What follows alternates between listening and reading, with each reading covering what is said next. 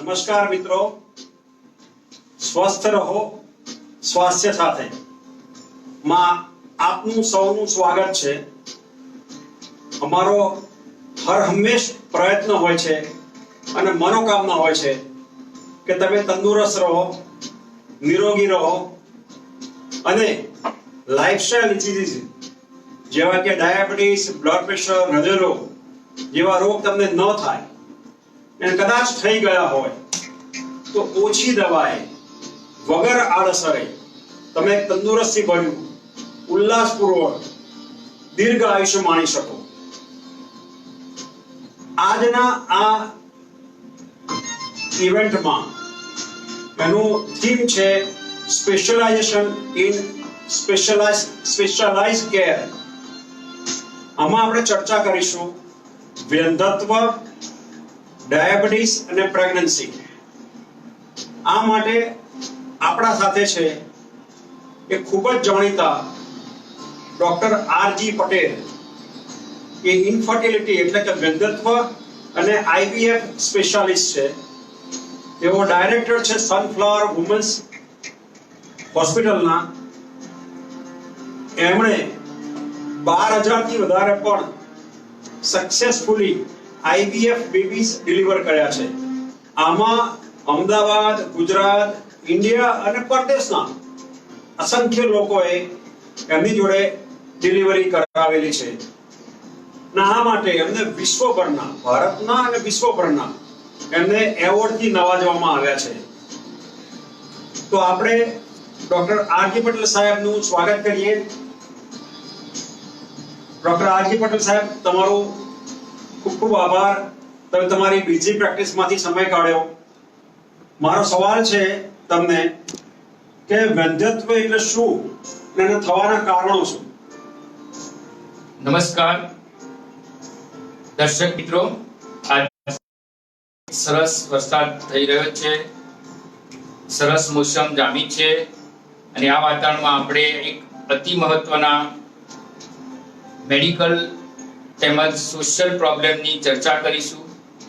તેના વિશે જાણીશું જે આપણને આપણા પ્રોબ્લેમ સમજવામાં અને એને સોલ્વ કરવામાં ઘણું જ સફળ રહેશે। આ પરિસંવાદમાં તમારી સાથે વાર્તાલાપ માટે હું ડોક્ટર મયુરભાઈ નો ખૂબ જ આભાર માનું છું। સાહેબે કહ્યું એમ આપણે જાણીએ છીએ કે મેરેજ થાય છે, ઘણા સપનોથી અને હર્ષોલ્લાસથી આપણે લગ્ન કરીએ છીએ, સાથે રહીએ છીએ, એકમેકને ઓળખીએ છીએ, ત્યારે ઘણા સપનો હોય છે કે આપણું કેરિયર બને, એક આપણે સુખી સંસાર થશે અને એક સંપૂર્ણ પરિવાર થશે, બાળક થશે। આપણે બાળક થવા માટે પુરુષ અને સ્ત્રી બંનેની જરૂર પડે છે અને સ્ત્રીને દર મહિને જ્યારે માસિક ત્યારે તેનું સ્ત્રીબીજ લગભગ 12મા, 13મા અથવા 14મા દિવસે અંડાશયમાંથી છૂટું પડે છે અને છૂટું પડી અને પછી એ ફેલોપિયન ટ્યુબનો ભાગ બહારના ભાગમાંથી અંદરના ભાગમાં જાય છે। એ જ વખતે પુરુષ સંભોગ કરવાના કારણે વીર્ય છૂટું પડે છે યોનિ માર્ગમાં અને ત્યાંથી ધીરે ધીરે ગર્ભાશયમાં થઈ અને ફેલોપિયન ટ્યુબમાં આવે છે। ત્યારે નળીની અંદર પુરુષ બીજ અને સ્ત્રી બીજનું મિલન થાય છે, ત્યાંથી ગર્ભ બનવાની શરૂઆત થાય છે। આપણું જીવનની શરૂઆત થાય છે નળીની અંદર, ગર્ભ બને છે અને ગર્ભ પહેલો દિવસ, બીજો દિવસ, ત્રીજો દિવસ નળીમાં રહે છે અને 5મા દિવસે ગર્ભાશયની અંદર એન્ટર થાય છે અને 6થા, 7મા દિવસે ગર્ભ મોટો બને છે અને પછી એ ગર્ભ ગર્ભાશયની અંદરની દિવાલમાં સ્થાપિત થાય છે અને પ્રેગ્નન્સી થાય છે। એટલે બાળક થવા માટે સારું સ્ત્રીબીજ જોઈએ, ફેલોપિયન ટ્યુબ જોઈએ, અંડાશય જોઈએ અને પૂરતા પ્રમાણમાં વીર્ય જોઈએ। આમાં કોઈ પણ તકલીફ ઊભી થાય તો બાળક થવામાં પ્રોબ્લેમ થાય છે। જ્યારે કોઈ પણ કપલ 1 વર્ષ માટે સંબંધ રાખે છે અને કોઈ પણ પ્રકારનું ગર્ભ નિરોધક સાધન નથી વાપરતા અને છતાંય પ્રેગ્નન્સી નથી રહેતી તો આપણે એને વંધ્યત્વ કહીએ છીએ. નોર્મલી કપલ જોડે રહે અને પ્લાન કરતા હોય પ્રેગ્નન્સી ત્યારે કોઈને પહેલા મહિને પ્રેગ્નન્સી રહે, કોઈને છઠ્ઠા મહિને પ્રેગ્નન્સી રહે, કોઈને 12મા મહિને પ્રેગ્નન્સી રહે. એમ કરવાથી લગભગ 80 થી 90% પ્રેગ્નન્સી થઈ જતી હોય છે. 10 થી 15% લોકોને પ્રેગ્નન્સી રહેવામાં પ્રોબ્લેમ થાય છે. એટલે 7 પેશન્ટને આ વંધ્યત્વનો પ્રોબ્લેમ હોય છે. એના થવાના કારણો એક તો અંડાશયનો પ્રોબ્લેમ હોય, અંડાશય મોટું હોય તો પીસીઓડી કહેવાય, અંડાશયની કાર્યશક્તિ ઓછી હોય તો એને પ્રીમેચ્યોર ઓવેરિયન ફેલ્યોર કહેવાય, ઓવરીની અંદર એન્ડોમેટ્રિયોસિસ હોઈ શકે, ડર્મોઇડ સિસ્ટ હોઈ શકે, તો અંડાશયમાં સારા ઈંડા ના બની શકતા હોય તો પ્રેગ્નન્સી રહેવામાં પ્રોબ્લેમ થતો હોય છે. ક્યારેક ફેલોપિયન ટ્યુબનો પ્રોબ્લેમ પણ પ્રોબ્લેમ કરે છે કે ફેલોપિયન એમાં કોઈ ઇન્ફેક્શન હોવું અથવા ત્યાં કાં તો અંદરના પોલાણનો પ્રોબ્લેમ હોય, દાખલા તરીકે યુટ્રસ નાનું હોય, યુનિકોર્નેટ હોય, બાયકોર્નેટ હોય, અંદર નાનો પડદા જેવું હોય, સેપ્ટમ કહેવાય, અંદર મસ્તો પોલિપ હોય તો પણ પ્રેગ્નન્સી નહીં રહી શકે. એવી જ રીતે ગર્ભાશયના મુખ ઓછી હોય, એની મોટિલિટી ઓછી હોય અને ક્યારેક તો 0 સ્પર્મ કાઉન્ટ હોય છે તો પણ એને પ્રેગ્નન્સી રહેવામાં પ્રોબ્લેમ થાય છે. એટલે પ્રેગ્નન્સી ન થવાના કારણો હવે સ્પષ્ટ છે કે પ્રોબ્લેમ ઓવરીમાં હોઈ શકે, ફેલોપિયન ટ્યુબમાં હોઈ શકે, યુટ્રસમાં હોઈ શકે, એન્ડોમેટ્રિયમમાં હોઈ શકે અથવા સ્પર્મમાં હોઈ શકે. તો આના કારણે પ્રેગ્નન્સી થઈ શકતી નથી. જેટલી નાની ઉંમર હોય, ગર્ભાશય સારું હોય, અંડાશય સારું હોય, વીર્ય સારું હોય, એટલી જલ્દી પ્રેગ્નન્સી રહે છે. જેમ જેમ ઉંમર હોર્મોન્સ પ્રોબ્લેમ, દાખલા કે થાઇરોઇડનો પ્રોબ્લેમ હોય અથવા પ્રોલેક્ટિન હાઈ હોય તો પણ પ્રેગ્નન્સી રહેવામાં પ્રોબ્લેમ થતો હોય છે. રંગસૂત્રોની તકલીફ, દાખલા તરીકે કોઈને ક્લાઇનફેલ્ટર સિન્ડ્રોમ હોય મેલમાં અથવા ટર્નર સિન્ડ્રોમ હોય તો પણ પ્રેગ્નન્સી રહેવામાં પ્રોબ્લેમ થતો હોય છે. સાહેબ તમે ખૂબ સરસ વાત કરી. અમારા બધા જ મિત્રોને એટલા સરળ ભાષામાં તમે સમજાવ્યું કે લગભગ બધી જ ખબર પડી ગઈ. પણ અમે ઓબ્ઝર્વ કર્યું છે કે વર્ષો પહેલા અમે જોતા હતા વંધ્યત્વના કેસ, અને અત્યારે છેલ્લા પાછલા 5-10 વર્ષમાં તો ખૂબ જ વધી ગયા. Yes. એ વંધ્યત્વ વધવાના કારણો શું શું છે? એટલે સર અત્યારે જે મોડર્ન લાઈફસ્ટાઈલ છે, અત્યારના જંક ફૂડ છે, એનું સ્ટ્રેસ લેવલ વધી ગયું છે.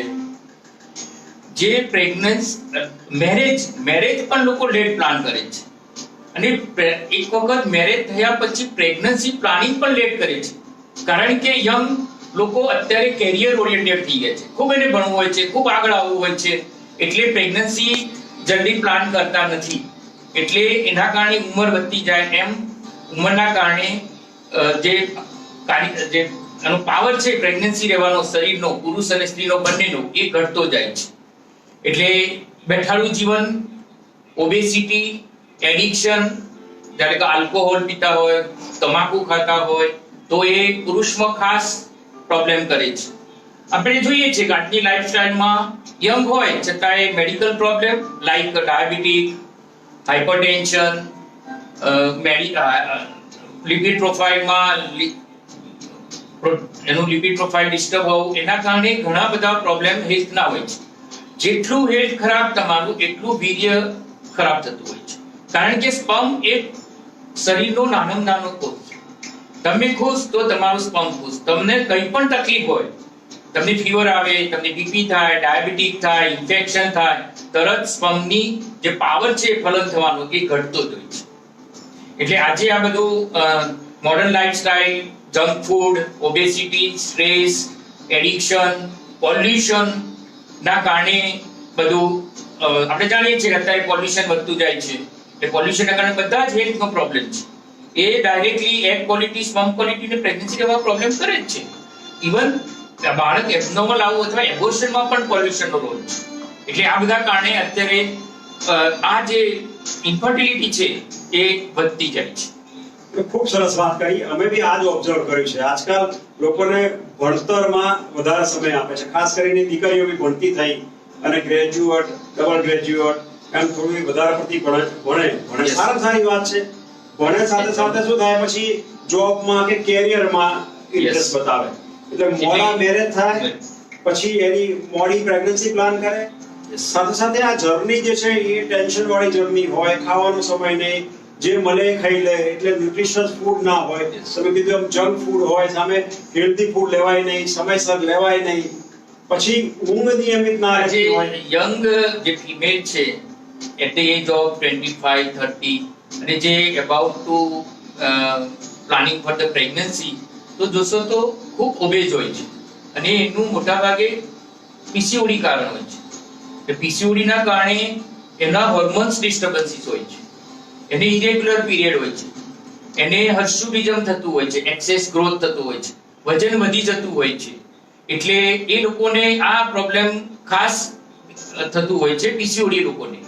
એ વધારે પડતા હેવી જંક ફૂડ ખાવાથી, હાઈ ઓઇલ વાળું ખાવાથી અને લેસ એક્સરસાઇઝ, લેસ એક્ટિવિટીના કારણે એ લોકોને આ ઇન્ફર્ટિલિટીના પ્રોબ્લેમ થતા હોય છે. દર્શક મિત્રો, પીસીઓડી એટલે પોલિસિસ્ટિક ઓવરિયન ડિઝીઝ. અગેન એ લાઇફસ્ટાઇલ ડિઝીઝનો એક પાર્ટ છે. મેં કહ્યું એમ આનું મુખ્ય કારણ શું થાય? દીકરીઓ ભણે સારામાં સારું છે, કેરિયર બનાવે સારામાં સારું છે, પણ હેલ્થના ભોગે નહીં. એટલે એને ન્યુટ્રિશિયસ ફૂડ તો ખાવું જ જોઈએ, સમયસર ખાવું જોઈએ, યોગ્ય માત્રામાં ખાવું જોઈએ, અને જોડે જોડે એક્સરસાઇઝ દૈનિક પ્રવૃત્તિના ભાગરૂપે કરવી જોઈએ. આદર્શ વજન જાળવવું જોઈએ. જોડે ટેન્શન નહીં રાખવાનું, ઊંઘ નિયમિત લેવાની, પૂરતા પ્રમાણમાં લેવાની. એટલે ખાસ અમે ઓબ્ઝર્વ કર્યું છે છેલ્લા વર્ષોમાં દીકરીઓ ટેન્શનના કારણે ટાર્ગેટ ઓરિએન્ટેડ જોબ હોય, કેરિયર ઓરિએન્ટેડ જોબ હોય, એની અંદર એ લોકો પછી વ્યસન કરવા માંડ્યા છે. આટલા છેલ્લા 10 વર્ષમાં સાહેબ તમે જોજો Yes. કે જે ટોબેકો, ચુઈંગ કે સ્મોકિંગ કે આલ્કોહોલનું પ્રમાણ ખૂબ વધી ગયું છે. તો હેલ્થના ભોગે તમે નહીં કરો, તમારી હેલ્થ બગડશે. બહેનોને બી કહું છું અને ભાઈઓને બી કહું છું, કારણ કે એમનો સ્પર્મ કાઉન્ટ બી, એમના સ્પર્મની ક્વોલિટી બી થશે અને આવતી જનરેશન તમે વીક ઊભી કરશો. માટે સાહેબે કહ્યું કે ખાસ એક એક શબ્દ સાંભળજો અને એને અમલમાં મૂકવાનો પ્રયત્ન કરજો. સાહેબ, મારે એક વધારે પૂછવું હતું કે આવું વૈધત્વ જે છે એના કારણ તો આપણે જોયા, પણ નિદાન કેવી રીતે કરવું એનું? યસ સર, એ બહુ જ મહત્વનું છે. આજે પહેલા એકલા ફિમેલને બ્લેમ કરવામાં આવતી કે ફિમેલનું જ કારણ હોય અને ફિમેલને નેગેટિવ નજરોએ જોવામાં આવતું. જોડે રહે, વર્ષ 2 વર્ષ રહે, ભગવાનને પ્રાર્થના કરે, બાધા રાખે અને છતાં બી ના રહે, તો પછી એ સેકન્ડ મેરેજનું પણ વિચાર.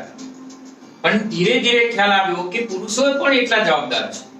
એટલે એઝ અ હોલ સ્ત્રી છે 30% જવાબદાર છે, પુરુષ છે 30% જવાબદાર છે, 25% પુરુષ અને સ્ત્રી બંને જવાબદાર છે. બાકી રહ્યા 15-15% માં આજે વિજ્ઞાન પણ જાણી નથી શકતું. અમુક હિડન રીઝન છે કે જે કેમ થઈ રહ્યું છે. બધા જ ઇન્વેસ્ટિગેશન કરો, બધી ટ્રીટમેન્ટ કરો, છતાં બી ખ્યાલ ના આવે કે ક્યાં પ્રોબ્લેમ છે. એને અમારી ભાષામાં અનએક્સપ્લેન્ડ ઇન્ફર્ટિલિટી કહીએ છીએ. એ અરાઉન્ડ 15% હોય છે. હવે આપણે જાણીએ છીએ કે આપણે આ ઇન્ફર્ટિલિટી છે અને હવે એને પ્રોબ્લેમ સોલ્વ કરવો છે, તો આપણે એને ડોક્ટર જોડે ટાઈમસર જવું જોઈએ અને એનું નિદાન કરવું જોઈએ. ડોક્ટર જે કે એની સલાહથી જે કે પ્રમાણે એક્સરસાઇઝ, યોગા, મેડિટેશન અને ટાઈમસર દવા લેવી જોઈએ. પહેલા આ નિદાન કરવા માટે અમે પુરુષ સ્ત્રીને બરાબર ઇન્ટરવ્યુ લઈએ છીએ કે કેટલા ટાઈમથી તમને આ પ્રોબ્લેમ છે, તમારું માસિકની પેટર્ન કઈ રીતે છે, તમે પહેલા કોઈ ટ્રીટમેન્ટ લીધી છે કે કેમ, તમને કોઈ બીપી, ડાયાબિટીક કોઈ પ્રોબ્લેમ છે કે કેમ, તમને કોઈ ઓપરેશન થયેલું છે કે કેમ, તમને કોઈ થાઇરોઇડ, પ્રોલેક્ટિન બીજા કોઈ પ્રોબ્લેમ છે કે કેમ, નાનપણમાં કોઈ ઓપરેશન કર્યું છે કે કેમ. એ સ્ત્રીને બધું પૂછતા હોઈએ છીએ. સાથે એની ફેમિલી હિસ્ટ્રી પણ પૂછી લઈએ છીએ કે ભાઈ તમારા મમ્મી પપ્પાને બીપી છે, ડાયાબિટીક છે, અથવા ફેમિલીને કોઈને જીનેટિક કોઈ પ્રોબ્લેમ છે, થેલેસેમિયા છે, અથવા કોઈ કેન્સરનો પ્રોબ્લેમ છે કે નહીં, એ પૂછી લેતા હોય છે. એ જ રીતે પુરુષને પણ પૂછતા હોય છે કે તમને કોઈ મેડિકલ પ્રોબ્લેમ છે કે કેમ, લાંબા સમયથી કોઈ દવા લીધી છે કેમ, કોઈ ઓપરેશન કર્યું છે કે કેમ, અને તમને કોઈ દવાની એલર્જી છે કેમ, તમારા ફેમિલીમાં કોઈને બીપી છે, ડાયાબિટીક છે કે કેમ. અને બીજું મહત્વનું છે બંને ક્યારેક એવા પણ કપલ જોયા છે કે 2 વર્ષ જોડે રહે, 3 વર્ષ જોડે રહે, રિલેશન રાખવાનો જ પ્રોબ્લેમ હોય. એ રિલેશન કઈ રીતે રાખવું એ પણ જાણતા નથી હોતા. આવા ક્યારેક પેશન્ટ જોતા હોઈએ છીએ, એટલે ખાસ એમને કેટલા ટાઈમે રિલેશન રાખે છે અને એમને પૂરેપૂરું જ્ઞાન છે કે કેમ એ પણ આપણે પૂછવાનું હોય છે. હવે એક વખત ઇન્ટરવ્યુ થઈ જાય પછી એનું નિદાન, તો પહેલું સોનોગ્રાફી આવે છે. ટ્રાન્સવજાઇનલ સોનોગ્રાફી, યોનિ માર્ગમાંથી આપણે સોનોગ્રાફી કરતા હોઈએ છીએ. એક ઈઝી પ્રોસીજર છે, ઓપીડી ની અંદર જ કરતા હોઈએ છીએ. એટલી સરસ સોનોગ્રાફીથી માહિતી મળે છે કે એને યુટ્રસ કેમ છે, અંદરની દિવાલ કેમ છે. નોર્મલી અમે માસિકના 11મા 12મા દિવસે સોનોગ્રાફી થાય એવું ટ્રાય કરતા હોય છે. મયુરભાઈ કેમ કે 12મા દિવસે છે એન્ડોમેટ્રિયમ સરસ બનતું હોય છે. યુટ્રસ મિડ સાયકલમાં જોવાનું, એટલે યુટ્રસનો ખ્યાલ આવી જાય. કોઈ ફાઇબ્રોઇડ હોય એની સાઇઝ ખ્યાલ આવે, યુટ્રસ યુનિકોર્ન્યુટ છે, બાયકોર્ન્યુટ છે એ પણ ખ્યાલ આવી જાય. સાથે ઓવરીનું પણ સરસ ડાયગ્નોસિસ થાય છે. નોર્મલ ઓવરી છે કે કેમ, તમે હમણાં વાત કરી એમ પીસીઓડી છે કે કેમ, એમાં અંડાશય મોટું થઈ જતું હોય છે. એ સોનોગ્રાફીથી સ્પષ્ટ ખ્યાલ આવી જતું હોય છે. અને જો ઓવરીમાં કોઈ નાની ઓવરી હોય તો એના એએફસી એન્ટ્રલ ફોલિકલ ઘણા ઓછા હોય છે. અને ક્યારેક અંડાશયમાં ગાંઠ પણ હોય છે, લાઈક ડર્મોઇડ, એન્ડોમેટ્રિયોસિસ, ચોકલેટ સિસ્ટ નું તરત એમાં નિદાન થઈ શકતું હોય છે. એટલે સોનોગ્રાફી એક સરસ મજાનું સાધન છે કે જેનાથી ફિમેલ નું ઘણું બધું આપણને જ્ઞાન આવે છે. નોર્મલી ફેલોપિયન ટ્યુબ દેખાતી નથી હોતી, પણ એ જો તકલીફ વાળી હોય તો આપણને એ સોનોગ્રાફીમાં દેખાતું હોય છે. અહીંયા આપણે જોઈ શકીએ છીએ આ 4D સોનોગ્રાફી છે, સરસ રીતે ડાયગ્નોસ કરે છે. આ અંદરની યુટ્રાઇન કેવિટી છે, આ નોર્મલ કેવિટી છે, આ એના સરસ મસલ્સ છે અને કોરનું છે. તો આપણે જાણી શકીએ કે આ નોર્મલ છે, પણ તમે અહીં જોશો તો અડધો જ ભાગ છે એ યુનિકોર્નિયેટ યુટ્રસ કહેવાય. તમે અહીં જોશો તો અહીં થોડો નીચેનો ભાગ નીચે આવે છે, એટલે એરિયા ઇફેક્ટિવ નાનો છે, એને આપણે આર્ક્યુએટ યુટ્રસ કહીએ છીએ. આ એકદમ ટી શેપ કેવિટી છે, આ બાયકોર્નિયેટ યુટ્રસ છે. તો આ એક સોનોગ્રાફીથી આપણે સારી રીતે નિદાન કરી શકીએ છીએ. સોનોગ્રાફી કર્યા પછી આપણે એને બ્લડ ટેસ્ટ કરાવતા હોઈએ છીએ, જેમાં નોર્મલ એનું હિમોગ્લોબિન કેમ છે, બ્લડ ગ્રુપ કેમ છે, થેલેસેમિયા કેમ છે કે નહીં એ જોતા હોઈએ છીએ, સુગર કેમ છે, એના હોર્મોન્સ અમુક કરાવતા હોઈએ છીએ, થાઇરોઇડ કરાવતા હોઈએ છીએ, પ્રોલેક્ટિન કરાવતા હોઈએ છીએ. અને એક સ્પેશિયલાઇઝ ટેસ્ટ છે ઓવરીનું ફંક્શન જાણવા માટે, AMH એન્ટી મુલેરિયન હોર્મોન, એ પણ ટેસ્ટ કરતા હોઈએ છીએ. એનાથી આપણને ખ્યાલ આવે કે એનું ઓવરીનું ફંક્શન કેટલું છે. જો નોર્મલ વેલ્યુ છે 3 to 5, જો એ 5, 6, 7, 8, 9, 10 જતું હોય તો એ પીસીઓડી માં AMH લેવલ વધતું હોય છે. જો AMH લેવલ 3 થી ઓછું હોય, એટલે 2 હોય, 1 હોય, 0.5 પણ હોય છે, એ સજેસ્ટ કરે છે કે એની ઓવરીનો એગ ઓછા હોય અને એનો ક્વોલિટી પણ ઓછી હોય એવું સજેસ્ટ કરે છે. એટલે આ હોર્મોન ટેસ્ટ એ આપણને જરૂરી હોય છે આગળની ટ્રીટમેન્ટ માટે. એ જ રીતે મેલમાં આપણે સિમેન એનાલિસિસ કરીએ છીએ કે એના સ્પર્મ કોષ સંખ્યા કેટલી છે, એની મોટિલિટી કેટલી છે, એની મોર્ફોલોજી જોઈએ છે, અને ખરેખર સ્પર્મ કાઉન્ટ કેટલા છે, એની સાથે બીજું પસ સેલ છે કે કેમ, ટોટલ વોલ્યુમ કેમ છે. એના આધારે એ પુરુષમાં કઈ પ્રોબ્લેમ હોય તો વીર્યના એનાલિસિસ થી આપણને ઘણો બધો અંદાજ આવે છે. એ રીતે થોડા બ્લડ ટેસ્ટ પુરુષના પણ કરતા હોઈએ છીએ. જ્યારે સ્પર્મ કાઉન્ટ ઓછું હોય ત્યારે FSH અને ટેસ્ટોસ્ટેરોન લેવલ કરતા હોઈએ છીએ. Routine blood test like CBC કરતા હોય છે, બ્લડ ગ્રુપ કરતા હોય છે, થેલેસેમિયા છે કે નહીં જોઈ લેતા હોય છે. આટલા બ્લડ ટેસ્ટ પુરુષ ના કરતા હોઈએ છીએ.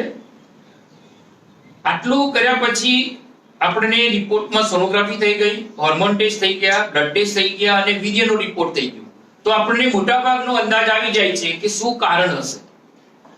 આટલું જાણવાથી જો આપણને કોઈ કારણ જડે તો આપણને પહેલું એ કારણને ટ્રીટ કરવાનું.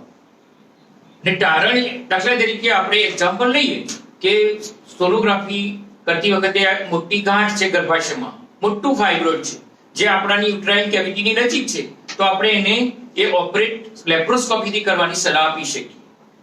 એ સિવાય જો સ્પર્મ કાઉન્ટ ઓછા હોય તો આપણે એની મેડિકલ ટ્રીટમેન્ટ જો શક્ય હોય ઓલિગોએસ્થેનોસ્પર્મિયામાં તો આપણે એની મેડિકલ ટ્રીટમેન્ટ આપતા હોય છે. દરેક હસબન્ડ અને વાઈફ બંનેને આપણે ફોલિક એસિડ અને B12 આપતા હોઈએ છીએ અને જરૂરી એન્ટીઓક્સિડન્ટ આપતા હોઈએ છીએ, ખાસ કરીને પુરુષ પાત્રને, કે એમાં જો ઓલિગોએસ્ટેનોસ્પર્મિયા હોય તો આપણે folic acid B12 plus antioxidant આપતા હોય છે, તો એનાથી સ્પર્મનું જે કાર્યશક્તિ છે એ વધી શકે. જો આપણને લાગે કે ક્યાંય ઇન્ફેક્શન છે મેલ અથવા ફિમેલમાં, તો એની આધારિત એની એન્ટીબાયોટિક આપતા હોઈએ છીએ. આટલું કરવાથી એને જો પ્રાઇમરી કોઝ આપણને મળે અને આપણે એને કહીએ કે તમે ફર્ટાઇલ ડેઝમાં પ્રેગ્નન્સી રાખવા ટ્રાય કરે. નોર્મલી જે પીરિયડ મહિને આવતું હોય તો એના ઓવ્યુલેશન માસિકના 12મા, 13મા, 14મા દિવસે કે 15મા દિવસે થતું હોય છે. એટલે આપણે આ જે ફર્ટાઇલ ડેઝમાં છે એમાં ખાસ રિલેશન રાખવાનું કહેતા હોઈએ છીએ. જો આ પ્રાઇમરી ટ્રીટમેન્ટ થઈ, આપણને કોઈ પ્રાઇમરી કોઝ નથી જડતું, તો આપણે એને પછી ટ્રીટમેન્ટ સ્ટાર્ટ કરીએ છીએ.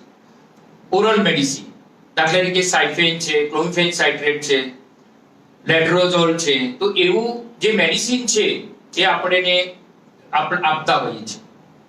હવે જેને સ્ત્રીબીજ નથી જ બની રહ્યું, તો આ ઓરલ મેડિસિન થી એનું ટાઈમસર સ્ત્રીબીજ બને, ટાઈમસર સ્ત્રીબીજ છૂટું પડે, અને જ્યારે છૂટું પડવાનું હોય ત્યારે આપણે હસબન્ડને રિલેશન રાખવાનું કહેતા હોઈએ છીએ. આને અમારી ભાષામાં ovulation induction with plant relation કહેતા હોઈએ છીએ. અને જો ઓલરેડી ઓવ્યુલેશન થતું હોય તો આપણને 2 કે 3 સારા ઈંડા બને તો પ્રેગ્નન્સી રહેવાની શક્યતા વધી જતી હોય છે. એટલે એને આપણે ક્લોમિફેન સાઇટ્રેટ અથવા લેટ્રોઝોલ નામની ઓરલ મેડિસિન આપતા હોય છે, જેથી કરીને 2 અથવા 3 સારા એગ્સ બને, ટાઈમસર રિલીઝ થાય, અને જ્યારે રિલીઝ થવાના હોય ત્યારે બંને રિલેશન રાખી શકે છે, તો પ્રેગ્નન્સી રહેવાની શક્યતા વધી જાય છે. આટલું કર્યું છતાં પણ પ્રેગ્નન્સી નથી રહેતી તો આપણે પછી એને IUI કરવાનું વિચારતા હોઈએ છીએ. IUI શું છે? એક સિમ્પલ પ્રોસીજર છે કે આપણે નોર્મલી જેને માસિક મહિને આવતું હોય ત્યારે એક જ બીજ બનતું હોય છે. અહીંયા આપણે IUI માં 2 કે 3 સારા ઈંડા બને એવો આશય હોય છે. જ્યારે 2-3 સારા ઈંડા બને અને ઈંડાને સોનોગ્રાફીમાં મોનિટર કરવામાં આવે છે, અને જ્યારે પરિપક્વ થઈ જાય છે, મેચ્યોર થઈ જાય છે, સાઈઝ મેબી અરાઉન્ડ 19, 20 અથવા 22 જેટલી સાઈઝ થઈ જાય, ત્યારે આપણે એને રપ્ચર કરવા માટે ઇન્જેક્શન આપતા હોઈએ છીએ. અને ઇન્જેક્શન આપ્યા પછી હસબન્ડને એનું વીર્ય લેબોરેટરીમાં આપવાનું હોય છે. લેબોરેટરીનું વીર્ય લઈ એમાં સારામાં સારું વીર્ય આપણે યુટ્રાઇન કેવિટીની અંદર ડાયરેક્ટ મૂકવાનું હોય છે. આ કેવિટી છે, ફેલોપિયન ટ્યુબ છે, ઓવરી છે, એમાં 2 થી 3 એગ્સ પડે છે. એ જ વખતે હસબન્ડનું સ્પર્મ લઈ લેબોરેટરીમાં વોશ કરી અને ઉધરસની અંદર ડાયરેક્ટ મૂકવાનું હોય છે. લેબોરેટરીમાં તૈયાર કર્યા વગરનું વીર્ય ડાયરેક્ટ ગર્ભાશયની અંદર ન મૂકી શકીએ, કારણ કે ડાયરેક્ટ વીર્યની અંદર પ્રોસ્ટાગ્લેન્ડિન હોય છે, પસ સેલ્સ હોય છે. એ યુટ્રસમાં ખૂબ પેઇન કરે અને વાઝોવેગલ શોકમાં જાય પેશન્ટ. એટલે તૈયાર લેબોરેટરીમાં તૈયાર કર્યા વગરનું વીર્ય યુટ્રાઇન કેવિટીમાં ના મૂકી શકો. તમે વજાઇનામાં મૂકી શકો પણ કેવિટીમાં ના મૂકી શકો. એટલે IUI માં આપણે ગોળી અથવા ઇન્જેક્શન આપી 2 થી 3 ઈંડા બનાવવાના. ઈંડા મેચ્યોર થાય ત્યારે એને એક સ્ત્રીબીજ રપ્ચર થાય, એને રિલીઝ થાય, એના માટેનું ફાઇનલ ઇન્જેક્શન આપવાનું હોય છે. અને ફાઇનલ ઇન્જેક્શન આપવાથી સ્ત્રીબીજ રિલીઝ થાય છે, ફેલોપિયન ટ્યુબમાં જાય છે. એ જ વખતે હસબન્ડનું સ્પર્મ લેવામાં આવે છે અને વોશ કરવામાં આવે છે. અહીંયા પુરુષ બીજ સ્ત્રીબીજનું ડિસ્ટન્સ ઘટે છે, એટલે પ્રેગ્નન્સી રહેવાની શક્યતા વધી જાય છે. હવે પ્રશ્ન એ થાય કે કેટલો ખર્ચ થાય? તો એનો અરાઉન્ડ ખર્ચ 15 થી 20,000 જેટલો થતો હોય છે. 2 થી 3 વખત આવું જવું પડતું હોય છે. સિમ્પલ પ્રોસીજર હોય છે. આપણે પહેલા ટ્રાયલે રિઝલ્ટની શક્યતા 20% જેટલી હોય છે. એટલે કયા કેસમાં આ IUI શક્ય છે? કે જેને નાની ઉંમર હોય, અંડાશય સારું કામ કરતું હોય, કે જે એગ્સ રિલીઝ કરી શકે છે, ફેલોપિયન ટ્યુબ ઓપન હોય, યુટ્રાઇન કેવિટી ઓકે હોય, સર્વિક્સમાંથી કેન્યુલા પસાર થઈ શકતી હોય, અને કાઉન્ટ એકદમ ઓછો પણ ના હોવો જોઈએ, લેસ ધેન 10 મિલિયન ના હોવો જોઈએ IUI માટે. સો ઇફ ઇટ ઇઝ ઓલિગો, એનું કાઉન્ટ ઓછો હોય પણ મીડિયમ ઓછો હોય, મેબી અરાઉન્ડ 10 to 15 મિલિયન, અને મોટિલિટી 50% હોય, એવા સ્પર્મને લઈ લેબોરેટરીમાં વોશ કરી અને પછી યુટ્રાઇન કેવિટીમાં મૂકવાનું. અને જ્યારે યુટ્રાઇન કેવિટીમાં મૂકીએ છીએ ત્યારે એની મોટિલિટી 95% થાય છે અને એનો કાઉન્ટ જે છે એ અરાઉન્ડ 5 to 15 મિલિયન થાય છે યુટ્રાઇન કેવિટીમાં. એટલે આ વેરી કોસ્ટ ઇફેક્ટિવ છે, બહુ જ ઈઝી મેથડ છે અને મેઇનલી મોસ્ટલી દરેક ગાયનેકોલોજીસ્ટ કરી શકે એવું છે. અને દરેકના ત્યાં સોનોગ્રાફી હોય, લેબમાં ખર્ચ ઘણો ઓછો આવે છે. એક કે બે તમે એન્ડોલોજીસ્ટને તૈયાર કરો અને પોતાના ત્યાં જ આ વોશ કરવાનું અને મૂકવાનું. આમાં ટાઈમિંગ મેઇન સાચવવાનું છે. જેટલું વીર્ય આપ્યું એના 1.5 થી 2 કલાકની અંદર વીર્ય આપ્યા પછી યુટ્રાઇન કેવિટીમાં સ્પર્મ મુકાઈ જવા જોઈએ. જ્યારે હેન્ડલિંગ આખું કરો છો, સિમેન આપો છો, લેબમાં હેન્ડલ કરો છો અને મૂકો છો, કારણ કે આ બાયોલોજિકલ ટિશ્યુ છે, એનું ટેમ્પરેચર કોન્સ્ટન્ટ 37 ડિગ્રી રહેવું જોઈએ. એને બહુ બધા એસીમાં કે બહુ બધી ગરમીમાં હેન્ડલ ન કરાય, નહીં તો એની કાર્યશક્તિ ઘટી જાય. એટલા માટે બે વસ્તુ ખાસ ધ્યાન રાખવાની છે ડ્યુરિંગ હેન્ડલિંગ: ટેમ્પરેચર અને ટાઈમિંગ. અને કયા કેસમાં આઈઓઆઈ ફિટ છે એમાં મૂકવાનું. પહેલો ટ્રાયલમાં કે બે ટ્રાયલ કે 3 ટ્રાયલના અંતે ઓલમોસ્ટ 40 to 45% કન્સીવ થઈ જતા હોય છે. 6 થી વધારે આઈઓઆઈ ન કરવા જોઈએ. જેમાં ઇન્ડિકેટેડ છે એમાં આઈઓઆઈ કરવું જોઈએ. અને ધારો કે કોઈને 0 કાઉન્ટ છે અથવા સ્પર્મ કાઉન્ટ બહુ જ ઓછા છે, તો આઈડિયલી એ લોકોએ આઈવીએફ કરવું જોઈએ. પણ ક્યારેક પેશન્ટ એફોર્ડિંગ નથી હોતું, તો એવા કેસમાં પેશન્ટને કોસ્ટ પરવડતી ન હોય આઈવીએફ કે ઇક્સીની, તો એવા લોકોને પેશન્ટ સામેથી કહે કે ના અમારે આટલો ખર્ચ નથી પોસાઈ શકે એમ, તો આપણે હસબન્ડનું મેચ થતું એવું સ્પર્મ લેબોરેટરીમાં જે ક્વોલિફાઈડ સ્પર્મ લેબ હોય છે એમાંથી લઈ અને ડોનર સ્પર્મ મૂકી શકાય. બરાબર? એટલે ડોનર સ્પર્મમાં રિઝલ્ટ ઘણું સારું હોય છે, ઓછા ખર્ચમાં એ પતી જતું હોય છે. પણ વેરી સિલેક્ટેડ કેસમાં કે જે નો કાઉન્ટ 0 છે, બહુ જ ઓછું કાઉન્ટ છે અને જેને આઈવીએફ ઇક્સીની જે આખી ટ્રીટમેન્ટ છે એ નથી પરવડી એમ શકે, તો એ લોકોને સ્પર્મ ડોનર સ્પર્મથી કરી શકાય. આઈવીએફ વિશે કઈ કહેશો? યસ. હવે આપણે આટલું કર્યું અને છતાં પણ પ્રેગ્નન્સી નથી રહેતી. 1 ટ્રાય કરો આઈયુઆઈ નું, 2 ટ્રાય કર્યા, 3 ટ્રાય કર્યા કે 4 ટ્રાય કર્યા, લેપ્રોસ્કોપી પણ કરી અને રાહ પણ જોઈ અને છતાં પ્રેગ્નન્સી નથી રહેતી, તો હવે આઈવીએફ કરવું પડે. તો આઈવીએફ માં આપણે એનું full form in vitro fertilisation. જે ફલન ફેલોપિયન ટ્યુબમાં થતું હોય છે એ જ ફલન આપણે લેબોરેટરીની અંદર કરવાનું હોય છે. પણ અહીંયા શું હોય છે કે આપણે એને ઇન્જેક્શન આપવા પડતા હોય છે. નોર્મલી એક જ ઈંડું બનતું હોય છે નેચરલ સાયકલમાં. આઈવીએફ માં આપણને ઇન્જેક્શન આપવાના હોય છે. એ ઇન્જેક્શન જે રિસન્ટ ટેકનોલોજીના છે, બહુ જ પતલી નીડલ છે, ઇન્જેક્શનની જરાય ગભરાવાની જરૂર નથી. પેશન્ટ નવી ટેકનિકના જે છે જાતે લઈ શકે છે અને હસબન્ડ આપી શકે છે, અને ન આપી શકે તો જ નજીકના ડોક્ટર જોડે જવાનું હોય છે. એને કોલ્ડ ચેઇન મેન્ટેન કરવાની હોય છે. 8 ડિગ્રીમાં રાખવાના હોય છે, ફ્રીઝરમાં નહીં રાખવાના. 8 ડિગ્રીમાં રાખી રોજ સવારે 10 થી 12 માં લેવાનું હોય છે. અને ઇન્જેક્શન આપ્યા પછી 5 દિવસે ફરી જોવામાં આવે છે કે એનો કેટલો રિસ્પોન્સ મળ્યો છે. એના આધારે ફરી ડોઝ વધઘટ કરવાનો હોય છે. એમ કરીને 9 થી 10 દિવસ ઇન્જેક્શન આપવાના હોય છે. 9 થી 10 દિવસ ઇન્જેક્શન આપો ત્યારે ઈંડા પરિપક્વ થઈ જાય છે. ત્યારે થોડો હલકો એનેસ્થેસિયા આપી સોનોગ્રાફી કરી દરેક ઈંડાને બહાર લેવામાં આવે છે. ત્યારે બહાર લઈ એ જ વખતે હસબન્ડનું સ્પર્મ તૈયાર કરવામાં આવે છે અને પુરુષ બીજ ત્રિબીજનું મિલન કરવામાં આવે છે. અને જરૂર પડે તો ઇક્સી કરવામાં આવે છે. આ એગ છે, આ સ્પર્મ છે, એની અંદર મૂકવામાં આવે છે અને એનાથી એમ્બ્રિયો તૈયાર થાય છે. એમ્બ્રિયો તૈયાર થયા લેબોરેટરીની અંદર, અને જે એમ્બ્રિયો તૈયાર થાય એ પાછા ગર્ભાશયની અંદર મૂકી દેવાના હોય છે અને ત્યાં ગર્ભ સ્થાપિત થાય અને પ્રેગ્નન્સી આગળ વધતી હોય છે. આઈવીએફ માં નોર્મલી કયા કેસમાં કરવું પડે કે રૂટીન ટ્રીટમેન્ટ ફેલ ગઈ હોય, આઈયુઆઈ ફેલ થયું હોય, લેપ્રોસ્કોપી કર્યું છતાં નથી થઈ રહ્યું, એગ માં પીસીઓડી છે, એનું કાં તો પ્રીમેચ્યોર ઓવેરિયન ફેલ્યોર છે, ફેલોપિયન ટ્યુબ બંને બંધ છે અથવા ઓછું કામ કરે છે, વીર્ય ઓછું છે અથવા 0 કાઉન્ટ છે, તો એવા કેસમાં આપણે આઈવીએફ કરતા હોઈએ છીએ. પ્રશ્ન એ થાય છે કે કેટલા ટકા રિઝલ્ટ મળશે, કેટલો ખર્ચ થશે, કેટલી વાર આવું જવું પડશે. પહેલી તો માન્યતા એવો છે કે આપણું પોતાનું જ હશે ને, પણ આ તમને પહેલેથી સમજાવવામાં આવે છે, કાઉન્સેલિંગ કરવામાં આવે છે કે પોતાનું જ એગ લઈશું, પોતાનું સ્પર્મ લઈશું, એમાંથી જે ગર્ભ બનશે એ ગર્ભાશયમાં મૂકીશું. બહુ આરામની જરૂર હોતી નથી.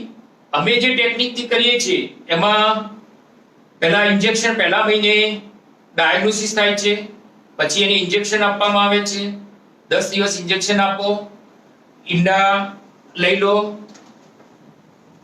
વીર્ય લઈ લો, એમાંથી ગર્ભ બનાવી દઈએ છીએ. મોટા ભાગે એ ગર્ભને અમે થીજાવી દઈએ છીએ. પછી બીજા મહિને બોલાવી આપણે ગર્ભાશય અને ગર્ભાશયની અંદરની દિવાલને તૈયાર કરીએ છીએ, એને ફર્ટાઇલ બનાવીએ છીએ, સોઇલ તૈયાર કરીએ છીએ, સોપ બનાવીએ છીએ. એના પછીના મહિને પછી આપણે ગર્ભ એમાં સ્થાપિત કરીએ છીએ. આ અમારી યુનિક મેથડ છે. એ મેથડમાં ફાયદો શું છે કે પેશન્ટને OHSS બહુ બધા ઈંડા બની જાય, પેટમાં પાણી ભરાઈ જવું એ પ્રોબ્લેમ નથી થતો. બહુ આરામ કરવાની જરૂર પડતી નથી.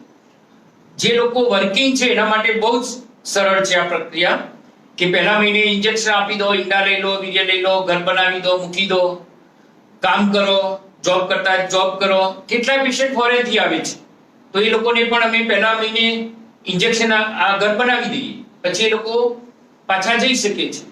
પછી મહિના, 2 મહિના, 3 મહિના પછી જ્યારે અનુકૂળતા હોય ત્યારે ઘર મૂકવા માટે આવે. એટલે ફ્રીઝ ઓલ ટેકનિક છે. એટલે આના રિઝલ્ટ ખૂબ સારા છે. પહેલા ટ્રાયલે લગભગ 70 થી 80% રિઝલ્ટ મળતું હોય છે. બહુ આરામની પણ જરૂર હોતી નથી અને ઈઝી મેથડ છે. કોઈ કારણસર ઈંડામાં બહુ તકલીફ હોય અથવા વીર્યમાં તકલીફ હોય તો જ એને ચેન્જ કરવામાં આવે છે અને પેશન્ટને પૂછીને જ અને એને સમજાવીને જ એને ચેન્જ કરવામાં આવે છે. એટલે પહેલા તો પોતાનું જ ઈંડું છે, પોતાનું જ વીર્ય છે અને એ રીતે પોતાના જ ગર્ભાશયમાં મૂકવાનું છે જ્યાં સુધી એ સુલભ છે અને થઈ શકે છે ત્યાં સુધી.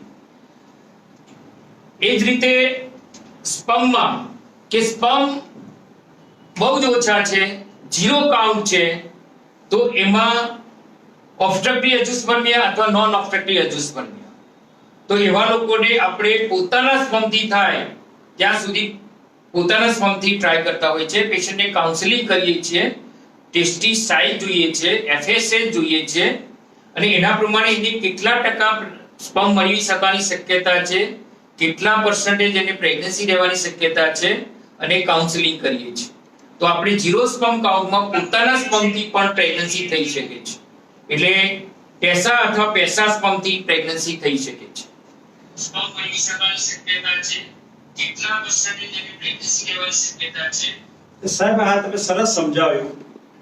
મારે એ જાણવું હતું કે આટલા બધા વિદ્યાર્થીઓના કેસો છે, સમજો 100 કેસમાંથી કેટલા પેશન્ટ્સમાં આપણે સક્સેસફુલ જઈએ છીએ કે ટ્રીટમેન્ટ આપીએ, એ પછી એક જે આપણે સ્ટેપ બાય સ્ટેપ આપીએ, પણ કેટલા ટકા પેશન્ટ્સમાં આપણે સક્સેસ રેટ છે, કેટલા લોકોને આપણે સમજીએ કે જે પ્રમાણે એનું એગ ક્વોલિટી હોય, સ્પર્મ ક્વોલિટી હોય, યુટ્રસની ક્વોલિટી હોય એ પ્રમાણે પહેલા ટ્રાયલે સક્સેસ મળતું હોય છે.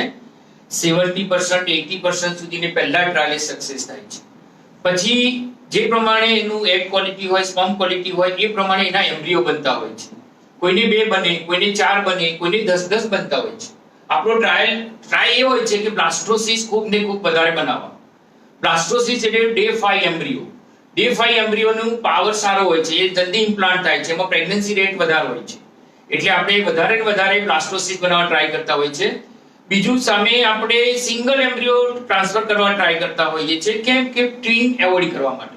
આપણે જાણીએ છીએ કે ટ્વિનના કારણે પ્રીમેચ્યોરિટી નો પ્રોબ્લેમ થતો હોય છે, હાઇપરટેન્શન નો પ્રોબ્લેમ હોય છે, મયુરભાઈએ કહ્યું ડાયાબિટીક ના પણ પ્રોબ્લેમ થતા હોય છે.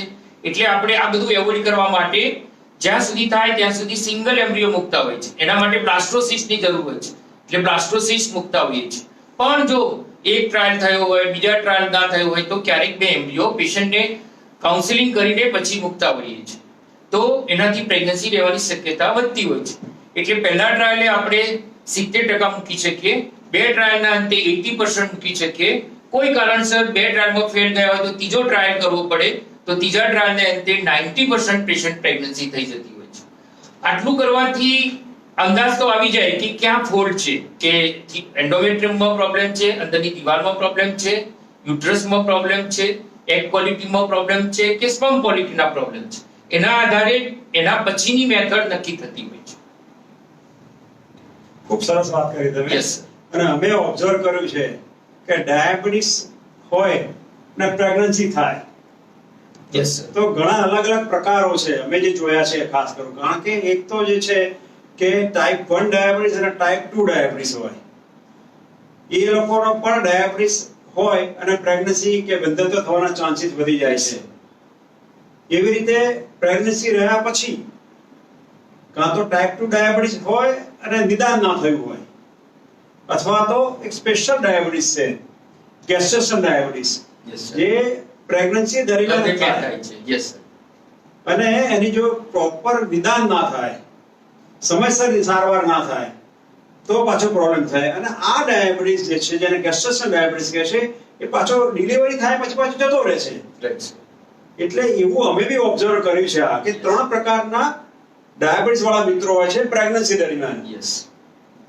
અગેન કહું, ટાઈપ 1 ટાઈપ 2 ડાયાબિટીસ ને પ્રેગ્નન્સી રહે, એક અનડિટેક્ટેડ ટાઈપ 2 ડાયાબિટીસ હોય જેને પ્રેગ્નન્સી રહે પછી ખબર પડે કે ડાયાબિટીસ છે, અને ત્રીજો ગેસ્ટેશન ડાયાબિટીસ. બરોબર ને?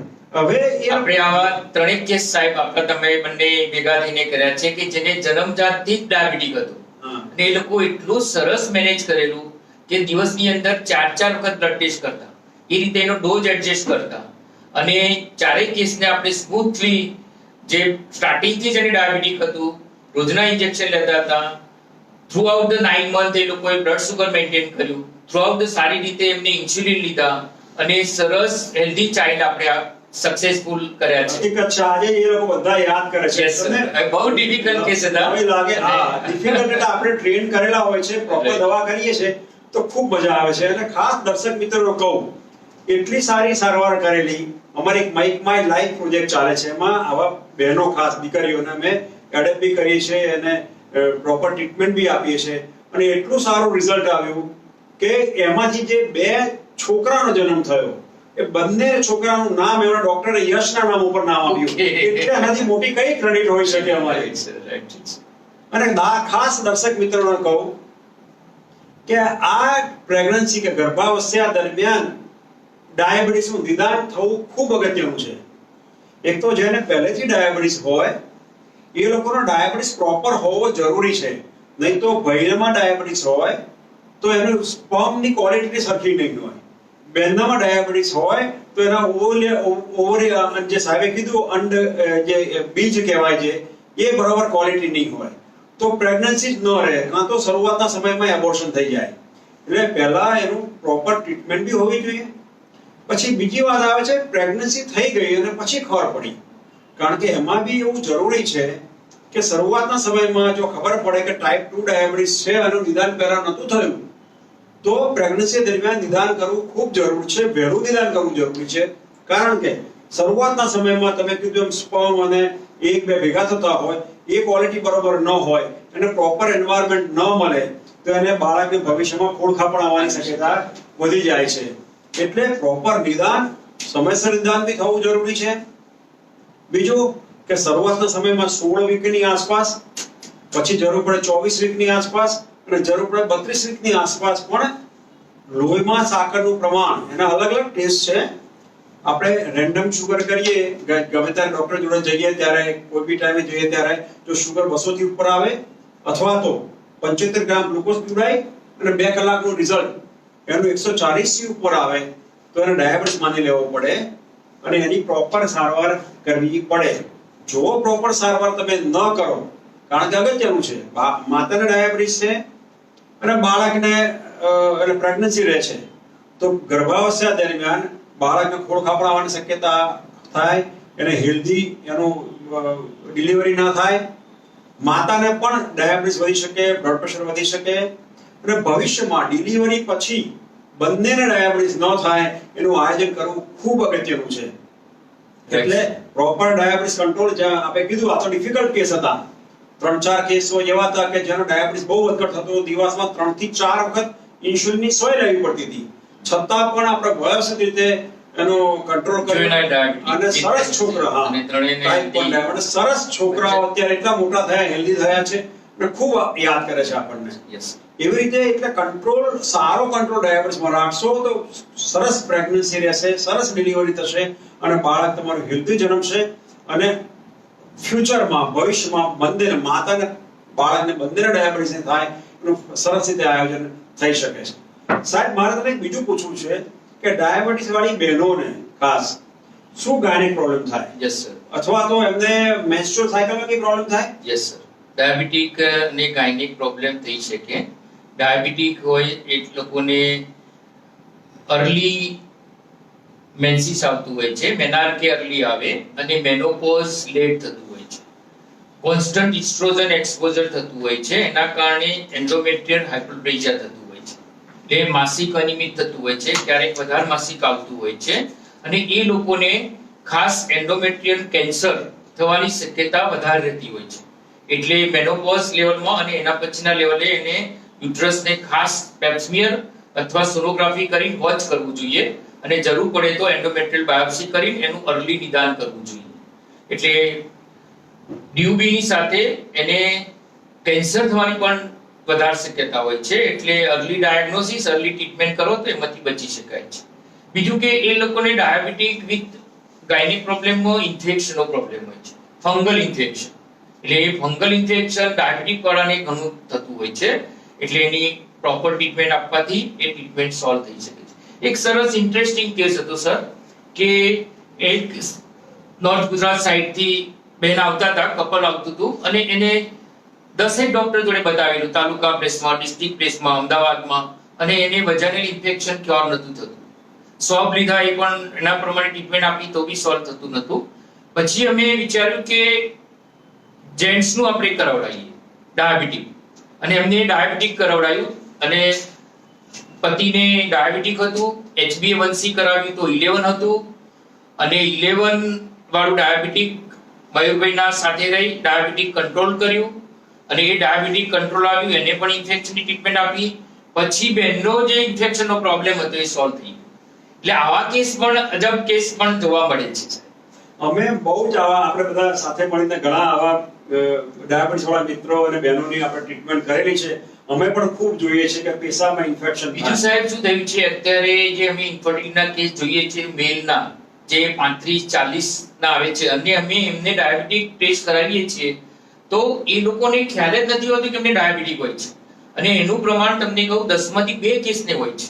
એ લોકોને પહેલી વખત અમે ડાયગ્નોસ કરીએ છીએ અને ક્યારેક તો HbA1c 11 હોય, 13 હોય, એ અમારે પ્રોપરલી ટ્રીટ કરવું જ પડે. Even in male, even in female, બંનેમાં આપણે પુરુષ સ્ત્રી બંનેને ડાયાબિટીક હોય તો બંનેને ટ્રીટ કરવું. કેમ કે ડાયાબિટીક હોય તો એગ ક્વોલિટી અને સ્પર્મ ક્વોલિટીમાં પ્રોબ્લેમ થાય છે.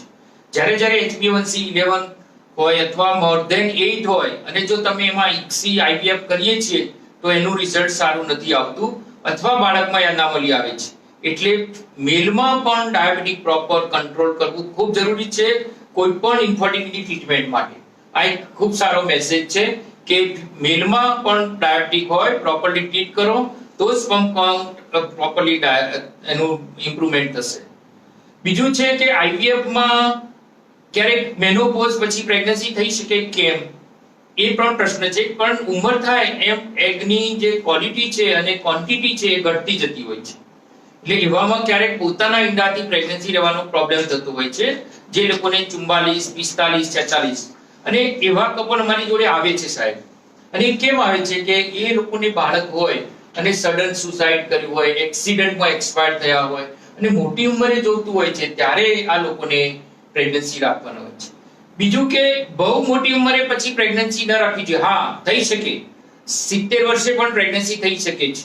યુટ્રસની દવા, યુટ્રસને રિવાઇવ થવાની દવા આપો, લાઈક ઇસ્ટ્રોજન, એને 1-2 વખત ઇસ્ટ્રોજન આપો, પ્રોજેસ્ટેરોન આપો, માસિક લાવો અને પછી એગ ડોનેશન થી પ્રેગ્નન્સી થઈ શકે. કેટલા વર્ષે સાહેબ? 60 વર્ષે, 70 વર્ષે, 72 વર્ષના પણ રેકોર્ડ છે. પણ એટલી ઉંમરે ન કરવું જોઈએ.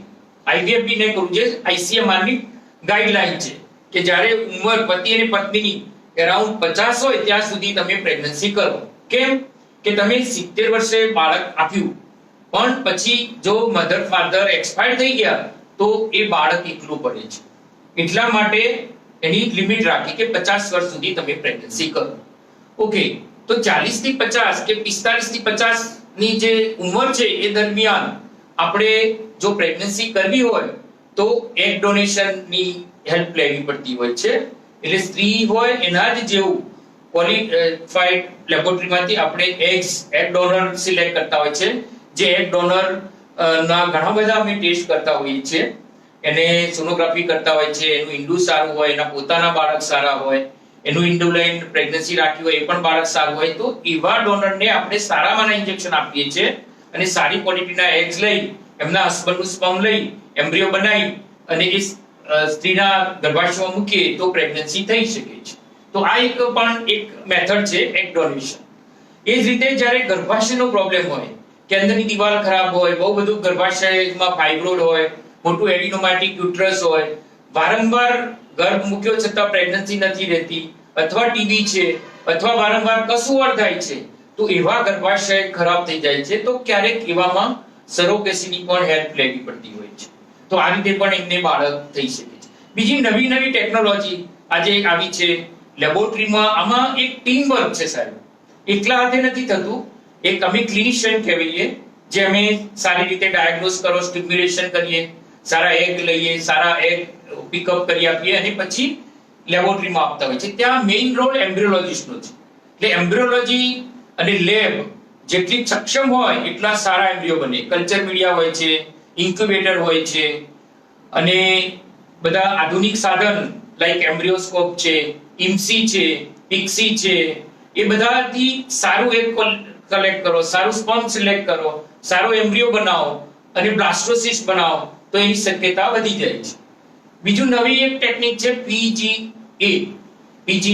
એટલે pre implantation diagnosis, pre implantation embryo diagnosis. તો એની ક્રોમોઝોમ એમ્બ્રિયો દેખાય સારો દેખાય, ગુડ ક્વોલિટી અંડર માઇક્રોસ્કોપ, પણ ક્યારેક અંદરથી રંગસૂત્રોની તકલીફ વાળો હોય તો એને અમે પીજીટી કરતા હોય છે, pre implantation test for the chromosomes. That is also we can select the good embryo with good chromosome number, so that will increase the chance for the implantation and pregnancy. So that is a newer technology, laser technology, કે જેને ગર્ભનું બહારનું આવરણ ખૂબ thick હોય અથવા cryo કર્યા પછી એની ક્વોલિટીમાં પ્રોબ્લેમ થતો હોય, ઇમ્પ્લાન્ટ ના થતું હોય, તો લેઝરથી જોના પેલિસિડા ઉપર અમે થોડુંક એને એનર્જી આપીએ છીએ, એને પતલું કરીએ છીએ, હોલ કરીએ છીએ, તો એમાં પ્રેગ્નન્સી રહેવાની શક્યતા વધી જતી હોય છે. તો આવી નવી નવી ટેકનોલોજીથી પણ પ્રેગ્નન્સી આજે થઈ શકે છે. અને જેનો સક્સેસ રેટ છે એ વધ્યો છે, સેફટી વધી છે, કોસ્ટ ઓલમોસ્ટ એટલી જ રહી છે છેલ્લા 10 વર્ષમાં. OHSS ફ્રી ક્લિનિક છે. અમારા કોઈ પેશન્ટને બહુ બધું અંડાશયમાં પાણી ભરાઈ જવું કે પ્લુરલ ઇન્ફ્યુઝન થવું એવી શક્યતા લગભગ નહીવત છે. એટલે અમારું ક્લિનિક જે સેફ છે, OHSS ફ્રી છે. ઇન્જેક્શન મોસ્ટલી અમે રિકોમ્બિનન્ટ યુઝ કરીએ છીએ, એટલે ઇન્જેક્શનની કોઈ સાઇડ ઇફેક્ટ નથી હોતી. સેલ્ફ લઈ શકે છે એવી ટેકનિક છે કે એ સબક્યુ પોતાની જાતે જ લઈ શકે અથવા હસબન્ડ આપી શકે, એટલે વધારે પડતું ડોક્ટર જોડે જવું પડતું નથી. હોસ્પિટલની વિઝિટ છે એ શક્ય એટલી ઓછી કરવા આપણે ટ્રાય કરતા હોઈએ છીએ. અને જે સાઇડ ઇફેક્ટ છે like twin pregnancy, ectopic pregnancy, એ જેટલું મિનિમાઇઝ થાય એટલું ટ્રાય કરતા હોય છે. બીજો પ્રશ્ન એ ક્યારેક હોય છે કે આઈવીએફ બેબીમાં કોઈ ખામી વધતી હોય છે તો એ વધતી નથી. ઓન ધ કોન્ટ્રારી જે બેબી આવે છે એ હેલ્ધી હોય છે, એનો આઈક્યુ હાઈ હોય છે. કેમ કે આપણે ઇન્જેક્શન સારામાં આપીએ છીએ, સારા એગ્સ બનાવીએ છીએ, સારું એગ લઈએ છીએ, સિલેક્ટ કરીએ છીએ, સારું સ્પર્મ સિલેક્ટ કરીએ છીએ, સારો એમ્બ્રિયો બનાવીએ છીએ, સારો એમ્બ્રિયો ગર્ભાશયમાં યોગ્ય સમયે મૂકીએ છીએ. એટલે સિલેક્શન છે, એટલે જે પ્રેગ્નન્સી રહે છે એ અને જે બાળક આવે છે એ તંદુરસ્ત હોય છે અને એમાં કોઈ વધારાની ખામી હોતી નથી. હા, જે આપણને નેચરલી 1 કે 2% પ્રોબેબિલિટી હોય છે, જે તમને કઈ નેચરલ પ્રેગ્નન્સી રહી હોય તો બી એ રહેતી હોય છે 1 or 2%, એટલી જ શક્યતા આપણે આ આઈવીએફ ટ્રીટમેન્ટમાં રહેલી હોય છે. ડોક્ટર પટેલ સાહેબે ખૂબ સરસ વાત કરી કઈ હું આગળ વાત કરું એ પહેલા દર્શક મિત્રોને ખાસ એક ઇમ્પોર્ટન્ટ વાત કરી દઉં. જો આપને કોઈ મૂંઝવણ હોય તો તમે તરત ચેટ બોક્સમાં સવાલ પૂછો. આપણે જો લિમિટેડ ટાઈમ છે અને સવાલ ખૂબ આવી રહ્યા છે, માટે એઝ અર્લી એઝ પોસિબલ ખૂબ જ ઝડપથી સવાલ પૂછી લો. મૂળ વાત એવી આવે છે સાહેબ કે તમે ખૂબ સરસ વાત કરી. આજે આધુનિક જે નિદાન પદ્ધતિ, ટેકનોલોજી એટલી બધી આગળ વધી છે, આધુનિક સારવાર પદ્ધતિ, એના પરિણામે આજે નોર્મલ પ્રેગ્નન્સી, નોર્મલ ડિલિવરી અને હેલ્ધી બેબીની ચાઇલ્ડની ડિલિવરી એ હવે શક્ય થઈ છે. અને ઓલમોસ્ટ વૈધત્વના બધા કેસોમાં ઓલમોસ્ટ 90-95% ને Pregnancy થઈ પ્રેગ્નન્સી થઈ ગયા છે. ખૂબ જ સારા સમાચાર છે. મને ખાસ યાદ છે કે આજથી 30 વર્ષ પહેલા જ્યારે અમે નાના હતા ત્યારે આના કોઈ ઓપ્શન હતા નહીં, એટલે રીમેરેજ કરતા ઘણું બધું સહન કરવું પડતું. એની કોઈ નેગેટિવ નજરે જોતા હતા, કોઈ સુકન ના લે અથવા એને આ સ્ત્રી સંપૂર્ણ નથી એવું એને થોડું મોટો સ્ટિગ્મા એટેચ હતો, એને સોશિયલ સ્ટિગ્મા હતો. સોશિયલ સ્ટિગ્મા હતો. હવે દર્શક મિત્રોના સવાલ આવ્યા છે, હું જરા કહું. શું ટાઈપ 2 ડાયાબિટીસ વાળી બહેનને પ્રેગ્નન્સીમાં બધી દવા લઈ શકે? ટાઈપ 2 ડાયાબિટીસ દવાઓમાં ખાસ યાદ રાખજો, એક મેટફોર્મિન સિવાય, મેટફોર્મિન અગત્યની છે, તમે લઈ શકો, ઓલ્ધો એ એપ્રુવ્ડ નથી, પણ અમે જોયું છે કે એનાથી કોઈ વાંધો આવતો નથી, એટલે મેટફોર્મિન લઈ શકાય. એ સિવાય તમારે ઇન્સ્યુલિન ઉપર આધાર રાખવો જોઈએ, બીજી કોઈ દવા તમારે લેવી ના જોઈએ. આ દવાઓ એવી લેવી જોઈએ જે બાળકને ગરમ ના પડે અને માતાને હેરાનગતિ ના થાય, માટે ઇન્સ્યુલિન અને મેટફોર્મિન ડોક્ટરની સલાહ મુજબ તમારે લેવા. બીજો સવાલ છે, ડાયાબિટીસ વાળી બહેનો અથવા તો ગર્ભાવસ્થા વાળી બહેને ગળ્યું અળસિયું ઘી ન લેવાય તો બાળકને પોષણ કેવી રીતે મળશે?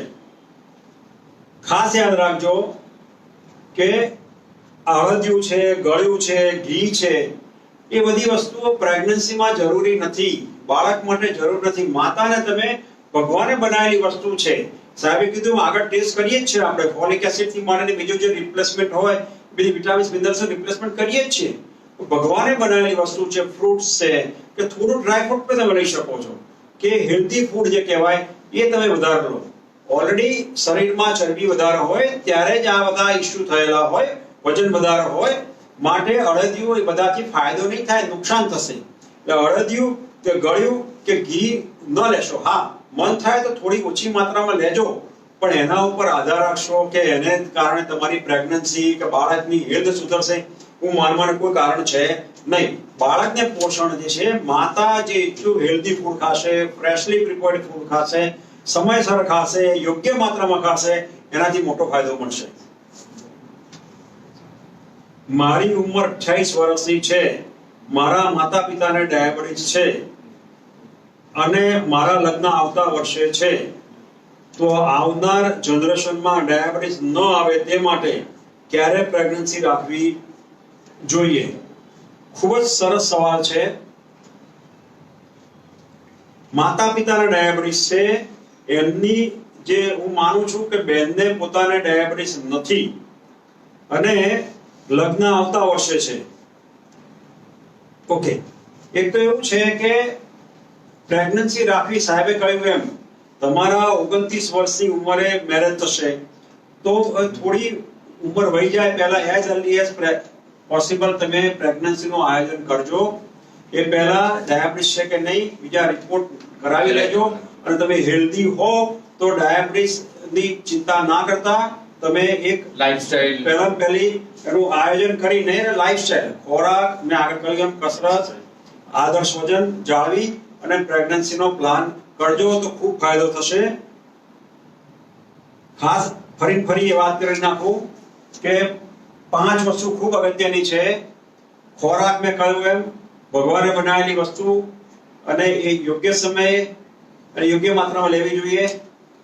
એક્સરસાઇઝ સારી કરવી જોઈએ. પ્રેગ્નન્સી રહ્યા પછી તો સાહેબ કહેશે એની હેલ્થના હિસાબે, પણ પ્રેગ્નન્સી રહ્યા પહેલા એક્સરસાઇઝ કરી તમારું આદર્શ વજન જાળવો, સમયસર ઊંઘ લો, યોગ્ય માત્રામાં ઊંઘ લો, ટેન્શન ફ્રી જીવન જીવો અને વ્યસન બધા બંધ કરો. જો હોય તો તો તમારે હેલ્ધી, તમે હેલ્ધી રહેશો. બાપ તેવા બેટા. હા, તો તમે જેટલા હેલ્ધી હશો એટલું હેલ્ધી બાળક આવવાનું છે, કારણ કે તમારું એક ક્વોલિટી સ્પર્મ ક્વોલિટી સારું જ હશે. પ્રેગ્નન્સી વખતે પણ તકલીફ ઓછી પડવાની છે, કારણ કે તમે હેલ્ધી છો, પ્રેગ્નન્સી કોપ અપ સારી રીતે થઈ શકશે, બીજા વધારાના બીપી કે ડાયાબિટીક વાળા પ્રોબ્લેમ નહીં થાય. એટલા માટે તમારે હેલ્ધી રહેવું જરૂરી છે. હેલ્ધી રહેવા માટે તમારે ખાસ એક મગજથી ફિક્સ કરવું પડે કે મારે શું ખાવું. ડાયટ કહીએ તો આપણે મેઇન જે ફ્રૂટ ઓછામાં ઓછા લેતા હોઈએ છીએ, ટેવ આપણી ઓછી હોય છે. ફ્રૂટ પડ્યા હોય તો એ નથી ખાતા, લાઈક પણ apple, kiwi, pomegranate, almond, walnut એ સારા પ્રમાણમાં લેવા જોઈએ. ફણગાવેલા મગ, ફણગાવેલા ચણા લેવા જોઈએ. બધા ફ્રૂટ વેજીટેબલ લેવા જોઈએ. પ્રોટીન વાળું ડાયટ લેવું જોઈએ, વિટામિન વાળું ડાયટ લેવું જોઈએ. શું ન લેવું જોઈએ એમાં ખાસ સ્વીટ, બટાકા છે, ભાત છે, ગોળ છે, ખાંડ છે, એ બધું જેટલું થાય એટલું એવોઇડ કરવું જોઈએ. ખાવાનો જે ટાઈમ છે એ થોડો વધારે આપો. ચાવીને ખાઓ, ટાઈમ આપો, તો એનાથી જે લાળ રસ વળશે તો એનું પાચન સારું થશે, તમને ન્યુટ્રિશન સારું મળશે. જેટલું જરૂર છે એટલું ખાઓ, ફ્રેશ ખાઓ અને શાંતિથી ચાવીને ખાઓ. ખાતી વખતે ટીવી, મોબાઈલ બંધ રાખો, શાંતિથી ખાઈ લો અને ભરપેટ નહીં ખાવાનું, ભૂખ્યા બી નહીં રહેવાનું, ન્યુટ્રિટિવ ખાવાનું છે.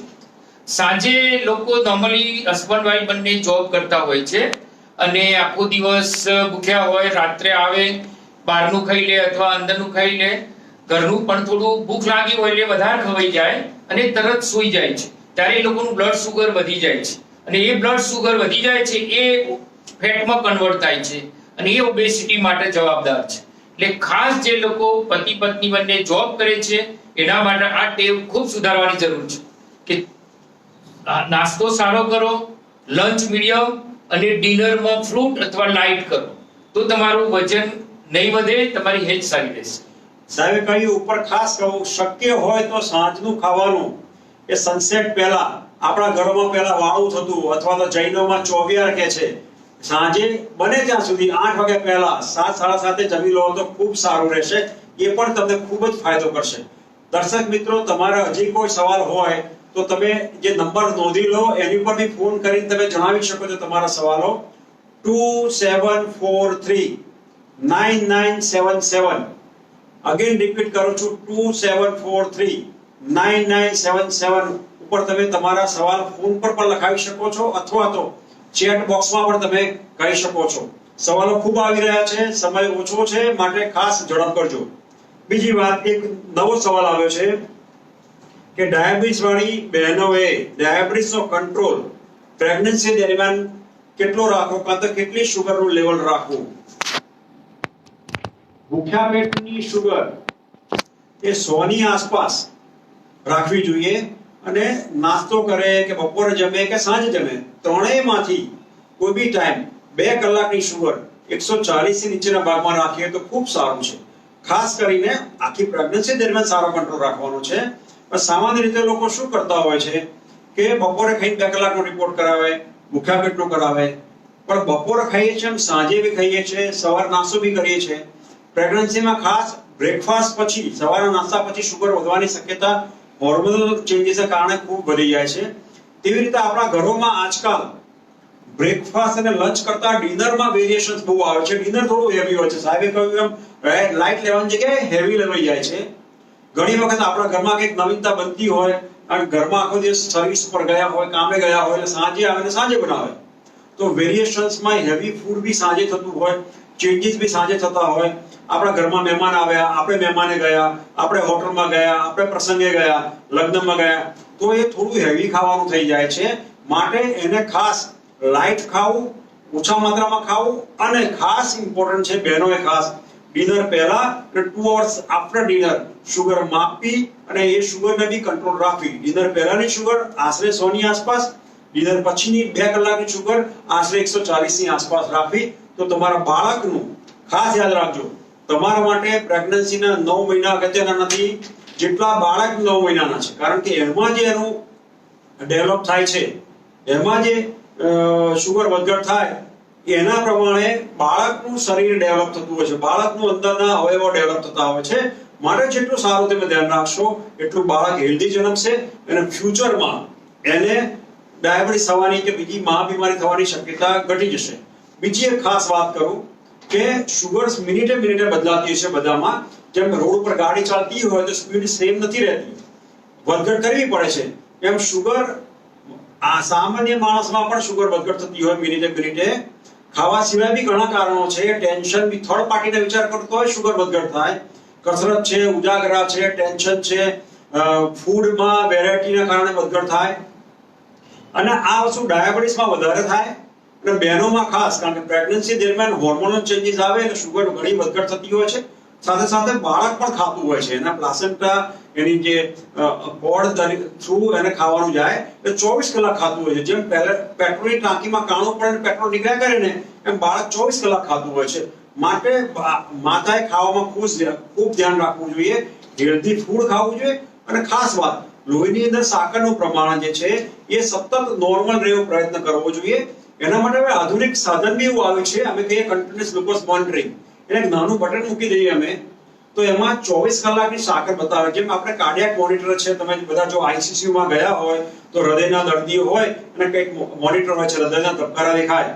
એવી રીતે કન્ટિન્યુઅસ ગ્લુકોઝ મોનિટરિંગ સિસ્ટમ બી આવે છે જે 24 કલાકની શુગર બતાવે, રિયલ ટાઈમમાં બતાવે, ગ્રાફના પ્રમાણમાં બતાવે. એને બી તમે જો તમે જાણશો કે કેટલા ચેન્જીસ છે તો એને તેનાથી વધે છે, જેનાથી ઘટે છે, એને કરેક્શન કરશો તો તમારી આઈડિયલ, તમારી સારામાં સારી પ્રેગ્નન્સી રહેશે. માતા કે બાળકને કોઈ આડઅસર ના થાય, કોઈ બીજી ફોડકાપડ ના રહે અને એક નોર્મલ હેલ્ધી લાઈફ જીવી શકે એનું આયોજન હવે શક્ય છે. દર્શક મિત્રો, તમારો ખૂબ ખૂબ આભાર. આ આપણું આ પતે એ પહેલા આનું સમાપ્ત કરવું એ પહેલા હું ડોક્ટર આરજી પટેલ સાહેબને એક વાત કરીશ કે એક મેસેજ આપે તમને કે શું ધ્યાન રાખવું જોઈએ. એક સમાપ્ત કરી આપો તમે મને. બહુ આનંદ થયો તમારી સાથે આ વાર્તાલાપ કરવાનો. મયુરભાઈએ ખૂબ સરસ સમજાવટ આપી પ્રેગ્નન્સી અને ડાયાબિટીસ વિશે. આપણે હેલ્ધી ચાઇલ્ડ માટે ટાઈમસર તમારા લાઈફ પાર્ટનરને ચૂઝ કરો, મેરેજ કરો, હેલ્ધી રહો, હેલ્ધી વાતાવરણમાં બંને પ્રેગ્નન્સીનું પ્લાન કરો, ડોક્ટરની જરૂર પડે સલાહ લો, પ્રેગ્નન્સી દરમિયાન પણ સારી રીતે કેર કરો તો તમે પણ હેલ્ધી અને તમારા બાળકો પણ હેલ્ધી. જ્યારે બી બાળક રહેવામાં તકલીફ પડે તો એને ટાઈમસર નિદાન કરાવો, ડોક્ટર જે કે એને અનુસરો, એનું ડાયટ અને લાઈફસ્ટાઈલ મોડિફિકેશન કરો. અને આપણે જે પ્રેગ્નન્સી થઈ જાય એ પછી પણ કેર કરતા રહેવાનું અને પ્રેગ્નન્સીની ડિલિવરીમાં પણ ખૂબ ધ્યાન રાખવાનું અને બાળક આવે પછી બાળકની પણ કેર કરવાની. તો એક તમારું ફેમિલી સંપૂર્ણ થઈ જશે. તમે બે, તમારા બે અને તમે હેલ્ધી, તમારા બચ્ચા હેલ્ધી, તમારું ફેમિલી હેલ્ધી, એ જ આપણી શુભેચ્છા પ્રાર્થના કરું છું. સાહેબે સરસ વાત કરી. એની એ વાત જરા જુદી રીતે કહું, કારણ કે આ જમાનામાં હવે કેરિયર બનાવવું એટલું જ જરૂરી છે. એટલે તમે ભણો, ખૂબ સરસ રીતે ભણો, ભાઈઓ અને બહેનો, સ્ત્રીઓ અને પુરુષો બધા ખૂબ સરસ ભણો, ખૂબ સરસ કેરિયર બનાવો, પણ સાથે સાથે તમારું હેલ્થ સાચવો. આ પ્રોડક્ટિવ એજ છે 20 થી 44 વર્ષ. જ્યારે એક કેરિયર ઓરિએન્ટેડ આપણી જિંદગી હોય ત્યારે હેલ્થને પણ એટલી જ સાચવવી જરૂરી છે. જો એમ સાચવશો તો તમને વૈદ્યત્વનો પ્રોબ્લેમ નહીં થાય, એમને તમને બીજી જે મહાબીમારી કહેવાય ડાયાબિટીસ, બ્લડ પ્રેશર, હૃદયરોગ એવી બીમારી ના થાય. અને ઘણી વખત આપણે કહેતા હોય છે કે દીકરા દીકરી આપણાથી સવાયા થવા જોઈએ પણ રોગમાં નહીં. જો તમે હેલ્ધી રહેશો તો બાળક, દીકરો કે દીકરી જે બી આવે એ હેલ્ધી જન્મશે અને એમને બીજા રોગ ભવિષ્યમાં નહીં થાય. એટલી આપણી જવાબદારી છે. એને આપણે હેલ્ધી વાતાવરણ, હેલ્ધી લાઈફ, હેલ્ધી શરીર આપીએ આપણે, એ બી આપણી જવાબદારી છે. માટે 5 વસ્તુ ફરી કહું. ખોરાક ખાસો ડિસ્કસ કર્યો. પૌષ્ટિક ખોરાક ખાઓ, સમયસર ખાઓ, યોગ્ય માત્રામાં ખાઓ, એક્સરસાઇઝ નિયમિત કરો, આદર્શ વજન જાળવો, ટેન્શન ફ્રી લાઈફ જીવો, ઊંઘ તમારી જે છે યોગ્ય પ્રમાણમાં યોગ્ય સમય લો, વ્યસનથી મુક્ત રહો. આટલું કરશો તમે, કારણ કે દુનિયાભરની એડવાન્સીસ થઈ રહી છે ટેકનોલોજીમાં, ડાયગ્નોસિસમાં, તો બધું ફેલ જશે જો તમે લાઈફસ્ટાઈલ એડ્યોર નહીં કરો. માટે સમયસર ખાઓ, એક્સરસાઇઝ કરો અને હસતા રહો. બસ આટલી જ અમારી પ્રાર્થના છે. ફરી આપણે આવતા અઠવાડિયે, આવતા બુધવારે જે વર્લ્ડ ડોક્ટર ડે છે એ દિવસે મળીશું 5 વાગે એક નવા ટોપિક સાથે. તમને સૌને આમંત્રણ છે અમારું. Stay tune. આવતા બુધવારે 1 જુલાઈએ 5 વાગે એક નવા ટોપિક સાથે. નમસ્કાર. નમસ્કાર. નમસ્કાર.